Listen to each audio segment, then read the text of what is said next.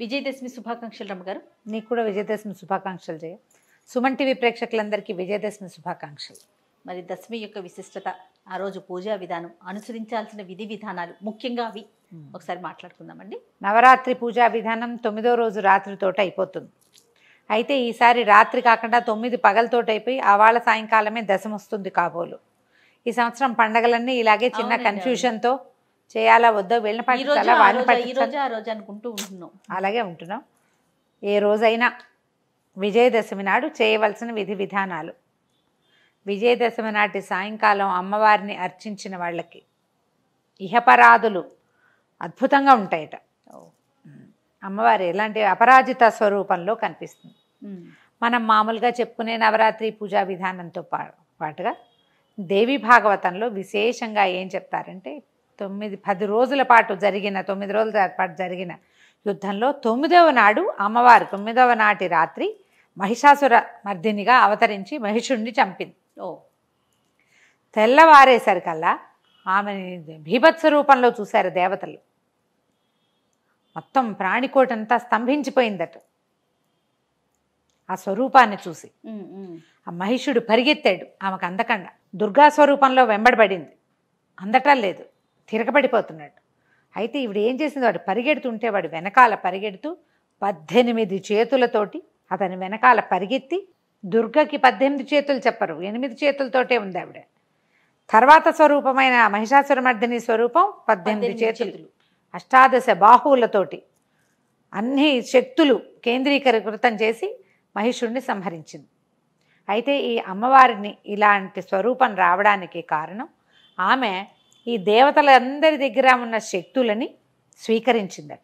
ఒక్కొక్కళ్ళ దగ్గర నుంచి ఒక్కొక్కటి బ్రాహ్మి, మహేశ్వరి, వైష్ణవి, కౌమారి, వారాహి, నారసింహి, ఐంద్రి, ఇన్ని స్వరూపాలని తీసుకుంది. వీళ్ళందరి దగ్గర నుంచి శక్తులు తీసుకుని ఆ అన్ని శక్తులు సమకూర్చుకుంటే కానీ మనం దేని మీదైనా పూర్తి విజయం సాధించాలంటే, ఒక చెడుని పూర్తిగా జయించాలంటే ఏకీకృత శక్తి విధానంతో కుదురుతుంది. అది చూపిస్తారు ఇక్కడ ఈ పండగ సందర్భంలో. ఆమె మహోగ్ర రూపాన్ని చూసి ప్రాణ చిక్కోటంతా బెదిరిపోయిందట.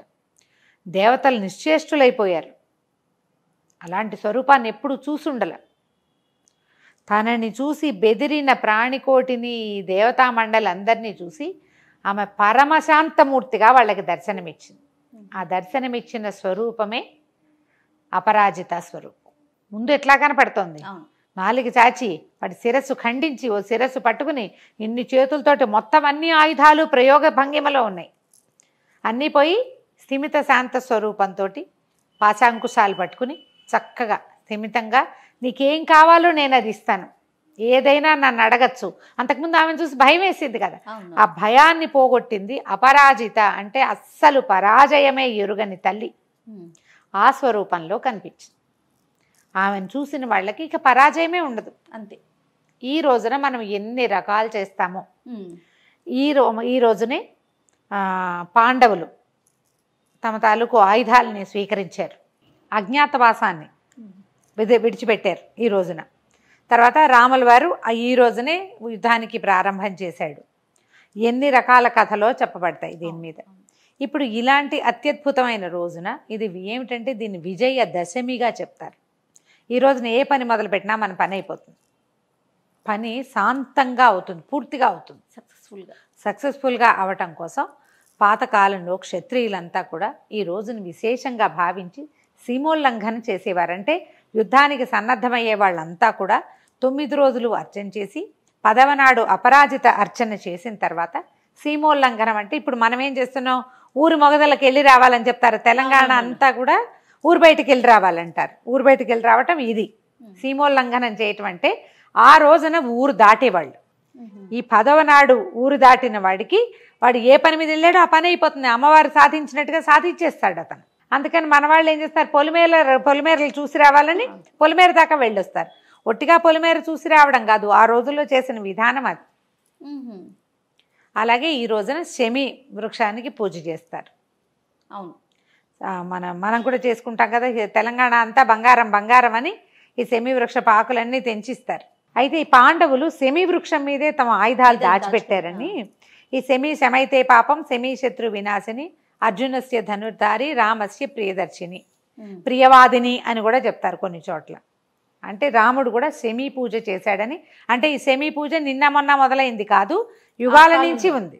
కృతయుగ నాడు త్రేతాయుగ నాడు రాముల వారు చేశారంటే ముందు యుగంలో ఉంది కాబట్టి త్రేతాయుగంలో చేశారు అంతే. ఈ శమీ వృక్షము అప్పట్లో ఏం చేసేవారట, శమీ మీకు నేల ఎక్కడైతే ఉందో దాని మొగదలలో మట్టి తీసుకునేవారట.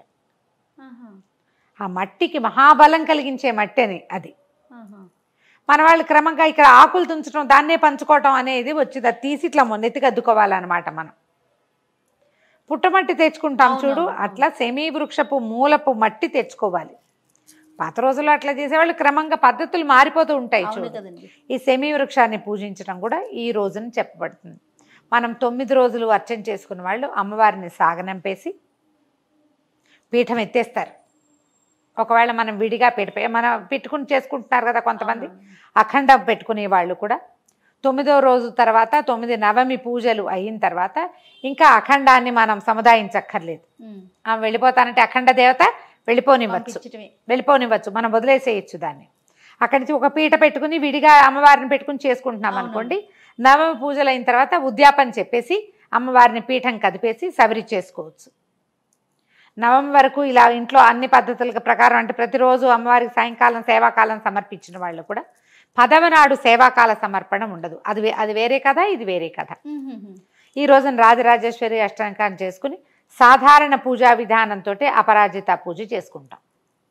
రోజువారీ పూజలాగానే మన ఇంట్లో ఓ లలితాదేవి పటం ఉంటే ఆమెకి చక్కగా గంధం పుష్పం అర్చన చేసుకుని నమస్కారం చేసుకోవటం, రాజరాజేశ్వరి అష్టకం చదువుకోవటం.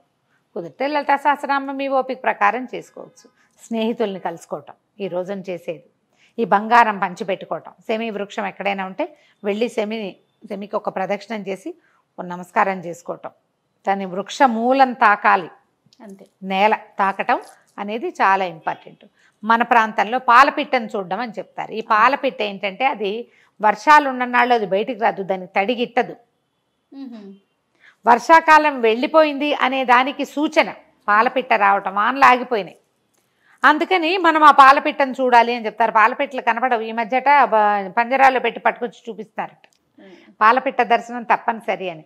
పాలపిట్ట దర్శనం చేయాలంటే ఏం చేయాలి జయ? మనం ఇంట్లో కూర్చుంటే కనపడుతుంది, రోడ్డు మీదకి వెళ్ళాలి, పచ్చిక బయళ్లలోకి బయటికి వెళ్ళాలి, ప్రకృతిని చూడమని. వర్షాకాలం తగ్గిపోయి శీతాకాలం మొదలయ్యేటప్పుడు ఒక శోభాయమాయమైన ప్రకృతి ఉంటుంది కదా, అది చూడడం కోసం. అది చూడడం. పైగా శరత్కాలపు వెన్నెలలు బాగుంటాయి. సాయంకాలం పూట బయటకు వస్తే ఆ పాలపిట్ట కనిపిస్తుంది. ఆ వెన్నెలని కూడా సాయంకాలం అయ్యేసరికి చీకటి పడేసరికి మనకి చంద్రుడు కనపడతాడు, చంద్రోదయం అయిపోతుంది కదా, చాలా బాగుంటుంది. శరత్కాలపు వెన్నెల చల్లగా ఉంటుంది. అదే కదా మనం శరత్చంద్రుడు అని చెప్తారు. అందుకోసమని సాయంకాలం బయటికి వెళ్ళి సీమోల్లంఘన చేసి, అంటే ఊరు బయళ్ళకి పొలిమేరల దాకా వెళ్ళి ఈ పిట్ట కోసం చూసి మనం తిరిగి రావాలంటే ఊరు బయరు మన ఇంటి పక్కనే ఉండదు, ఇదంతా నడిచి వస్తాం. చంద్ర దర్శనం కూడా చేస్తాం. పనిలో పని వాతావరణం ప్రశాంతంగా చల్లదనం మొదలవుతూ కనపడుతుంది. ఆ ప్రకృతిని ఆస్వాదించడం కోసం ఏర్పరిచారు. ఈ విధంగా మనం విజయదశమి పండగ జరిపేసుకోవటమే. ఏదైనా నివేదన చేసుకోవడానికి చక్కెర పొంగలి, తర్వాత శాఖ అన్నము, చక్కగా అన్ని కూరలు వేసిన కదంబ సాదము అలాంటివి నివేదన చేసుకోవచ్చు అమ్మవారికి. స్నేహితులతో మాట్లాడుకోవటము, దేవాలయ దర్శనం చేసి రావటము. ఈ రోజున ఏదైనా ముఖ్యమైన పనులు మొదలు పెట్టదలుచుకున్న వాళ్ళు ఇవాళ మొదలు పెడితే అన్ని పనులు సక్రమంగా అవుతాయి. వ్యాపారానికి కానీ, విద్యకి కానీ, ప్రయాణానికి కానీ, ఫారిన్ ప్రయాణం చేయదలుచుకున్న వాళ్ళు ఈ రోజునే అప్లికేషన్స్ పెట్టుకోవటం కానీ, పండగ సెలవైనా మనం రాయొచ్చు కదా, ఆన్లైన్ అప్లై చేసుకోవచ్చు కదా, వ్యాపార ఆరంభం చేసుకోవచ్చు, వ్యాపారం డెవలప్ చేసుకోవచ్చు. కొత్తగా ఏదైనా చదువుకోదలుచుకున్న వాళ్ళు ఈ రోజున మొదలు పెట్టుకుంటే చదువు సజావుగా సాగుతుంది. ఈ రోజున ఇంకా ముహూర్తం ఏం చూసుకోకర్లా. దశమి నాడు కొత్త బండి స్టార్ట్ చేయటం, కొత్త వస్తువులు మొదలు పెట్టుకోవటము, ఒకవేళ ఏదైనా కొత్త ఇంటికి వెళ్ళదలుచుకుంటే ఆ రోజున వెళ్ళిపోవటము, ఏదైనా చేయొచ్చు. విజయదశమి నాడు ముహూర్త నియమం లేదు, అంతా విజయాలి. మనం అన్ని చోట్ల ఇదే పాటిస్తాం. భారతదేశం అంతా జరుపుకునే పండగ దసరా అందరూ చేసుకుంటారు. దశహరా అనేది 10 వృత్తులు, మన మనోవృత్తుల్లో ఉన్నటువంటి 10 రకాల దుర్లక్షణాలని పోగొట్టుకునే రోజు.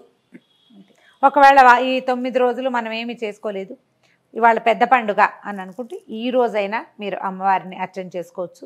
ఓ లలిత సహస్రనామం చదువుకోవచ్చు, రాజరాజేశ్వరి అష్టకం చదువుకోవచ్చు, ఓ దేవాలయాన్ని దర్శనం చేసిన 10 రోజులు పూజ చేసిన ఫలితం ఈ 10వ రోజు, 9 రోజులు చేసింది 10వ రోజు పూజ చేసినా కూడా లభిస్తుంది. ఏదో ఒక శ్రద్ధతోటి నమస్కారం చేసుకోండి. అంతే. పిల్ల పాపలతో పండగ చక్కగా జరుపుకోవాలి. గొడవలు, కొట్లాటలు, పోట్లాటలు, వాదనలు, కాకుండా దుర్భాషలాడ్డాలు, నువ్వంటే నువ్వంటాలు లేకుండా ప్రశాంతంగా అత్యద్భుతమైన మానవ సంబంధాలతోటి పండగ చక్కగా జరుపుకోండి. శుభం. నమస్తే రమ్య. నమస్తే జయ.